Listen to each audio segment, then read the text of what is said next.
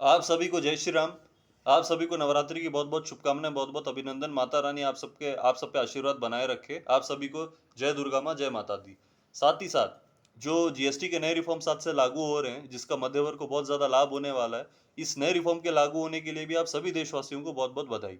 अब देखिए इस बीच आपने ट्रेंड चला होगा, हमारे जो पप्पू भाई साहब हैं, जिन्हें राहुल गांधी के नाम से भी कहा जाता है, इन्हें पप्पू कहना ही ज़्यादा सही होगा वैसे तो।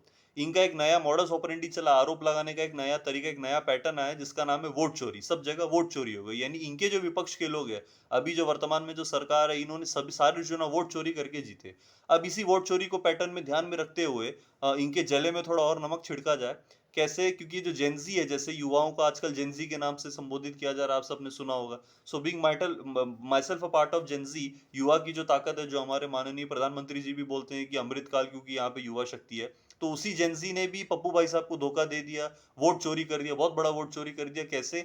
जो दिल्ली यूनिवर्सिटी के जो स्टूडेंट यूनियन इलेक्शंस हुए, बेसिकली इसमें 4 पोस्ट के लिए चुनाव हुए थे, प्रेसिडेंट, वाइस प्रेसिडेंट, सेक्रेटरी और जॉइंट सेक्रेटरी, ये 4 पोस्ट। इन 4 में से 3 पोस्टों पे क्लीन स्वीप एबीवीपी ने जीता।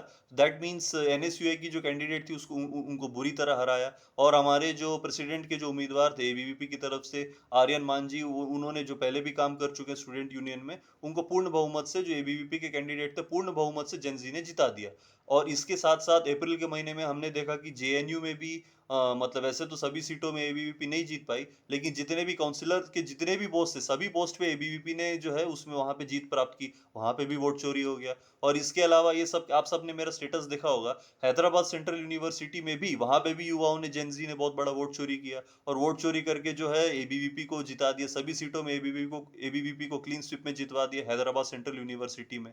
तो 2014, 2019, 2024 और इससे पहले हमने देखा वाइस प्रेसिडेंट के चुनाव में भी बहुत बड़ी वोट चोरी हुई है। 152 सीटों की राधाकृष्णन जी जो है, 152 सीटों से उनको जिता दिया गया, वोट चोरी करके जिताया गया। ठीक है? तो अब इन सारे चुनावों में वोट चोरी होने के बाद जेन ज़ी जो है, युवाओं युवाओं ने भी बहुत बड़ा वोट चोरी कर दिया। एबीवीपी को दिल्ली यूनिवर्सिटी, जेएनयू और हैदराबाद सेंट्रल यूनिवर्सिटी, सब जगह एबीवीपी को वोट देके इन्होंने लाइक जेन ज़ी ने पप्पू भाई साहब को बहुत बड़ा धोखा दे दिया।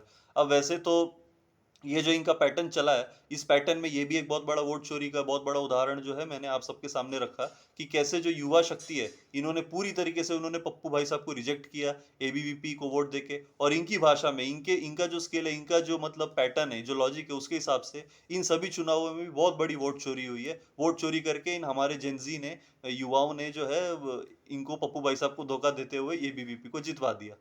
आशा है कि आप सब समझ गए होंगे। आप सभी को जय माता दी, जय श्री राम।